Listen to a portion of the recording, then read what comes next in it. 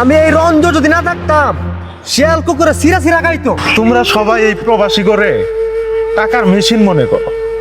এই পৃথিবী প্রবাসীদেরকে টাকার মেশিন মনে করে, কিন্তু ভাইজান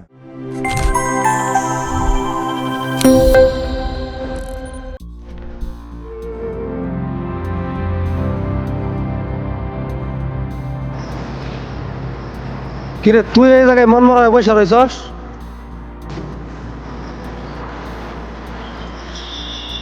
না ভাই, এমনি আর কি। আব্বা আমার কথা খুব মনে পড়তেছে তো। বিদেশ থেকে আসার বছর খানিক আগেই তো আব্বা মারা গেল। তো ছুটি কয়দিন পাইছস? আর বিদেশ যাবি কবে? কেন ভাইজান, আমি তো আইলাম মাত্র, আর তুমি এখনই কইতাছো বিদেশ যাইতে? না, দেখতে দেখতে তো নতুন পার হয়ে গেল, এই জন্য কথাটা বললাম আর কি। আর বৈশা বৈশা গেলে তো রাজার ভান্ডারে ঘোরা। তার মানে ভাইজান তুমি কি কইবার চাইতেছো? আমি বৈশা বৈশা খাইতেছি?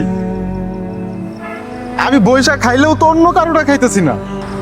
দেখ ফারুক, তুই যেমনটা ভাবতাছস আমি কিন্তু ওইরকম ভাবে তোর কথাটা বলি নাই। তুমি কথাটা যেইভাবেই কো, আমি আর বিদেশ যাবো না।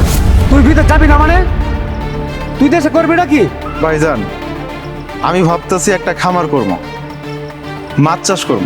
এত টাকা ঋণ কইরা তোর বিদেশে পাঠাইছি, এখন পর্যন্ত ঋণ শোধ করতে পারি নাই, আর তুই বিদেশ যাবি না? কাহিনী শুরু করছস? ভাইজান, তুমি এগুলা কি কইতেছো?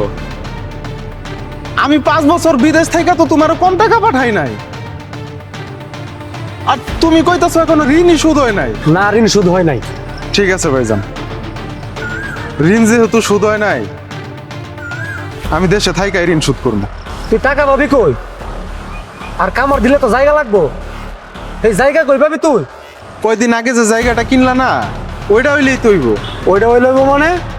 ওইটা তো আমি কিনছি আমার বড় ফুলের লাইগা। ভাইজান, ওই জায়গাটা তো আমার বিদেশ করা টাকা দিয়ে কিনা, আর তুমি কইতেছো তোমার বড় পুলার লাইগা কিনছো। তোমার বড় পুলার বয়স তো মাত্র 4 বছর, তুমি এখনই তোমার বড় পুলারে নিয়ে ভাবা শুরু করছো, আর আমারে নিয়ে একটা বড় ভাবলা না। তোর চিন্তা করতাছি দেখাই তো তোরা কইতাছি তুই বিদেশে যা। হ ভাইজান, তুমি আমার চিন্তা অনেক করছো, আর করতেই বলো। হ, এখন তো আর তোরা নিয়ে আমার চিন্তা করতে হইব না। তুই তো অনেক বড় হইছস, টাকা কামাইতে জানস, তোর হাত পা গজাইছে। আমি বুঝতে পারছি তুমি আমার ওই জায়গাটা দিবা না, আর আমিও যেহেতু বিদেশে যাবো না, জায়গা তো আমার লাগবে, হোক সেটা আমার বিদেশ করার টাকাই কিনা, না হয় আমার বাপেরটা। মানে তুই কি কইতে চাস? তুই কি পৈতৃক সম্পত্তির ভাগ চাস? হ ভাইজান, চাই। আরে নিমুখ হারাম, মা যখন মারা যায় তখন তো তুই ঠিকঠাক কথা কইতেও পারস নাই। আর এতদিন তোর আমি লালন পালন করছি, লেখাপড়া শিখাইছি, খাওয়াইছি, আর তুই বড় হইছস সম্পত্তির ভাগ চাইতাছস? আরে হুন, আমি এই রঞ্জ যদি না থাকতাম তাহলে তোরে শিয়াল কুকুরে সিরা সিরা খাইতো। হ ভাইজান, আমি নেমো খারাপ, আমার বাপের সম্পত্তির ভাগ চাইছি, এই জন্য আমি নেমো খারাপ। আমার টাকাই কিনা সম্পত্তি আমি ব্যবহার করতে চাইছি, এই জন্য আমি নেমো খারাপ।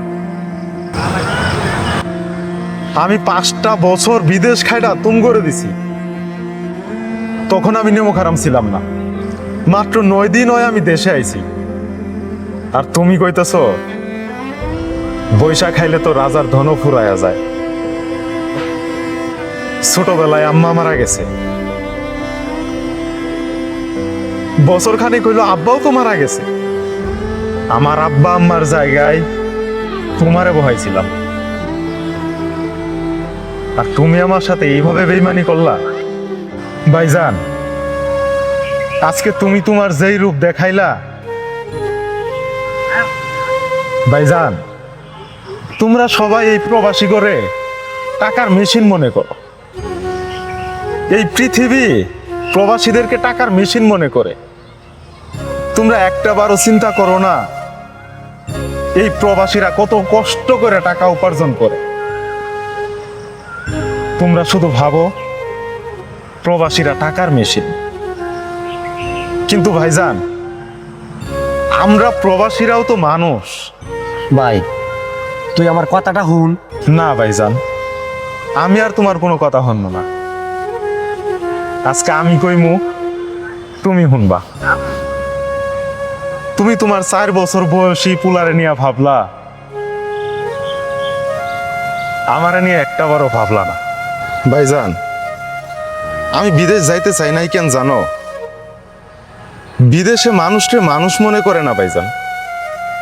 মাসের পর মাস অসুস্থ হয়ে শুয়া থাকলেও কেউ খোঁজ নেওয়ার থাকে না। কিন্তু ভাইজান আমি বিদেশ যাইমু, আমার লাইগা না হইলেও তুমগুর লাইগা যাইমু। অনেক টাকা কামামু ভাইজান, জীবনের শেষ পর্যন্ত টাকা কামাইমু।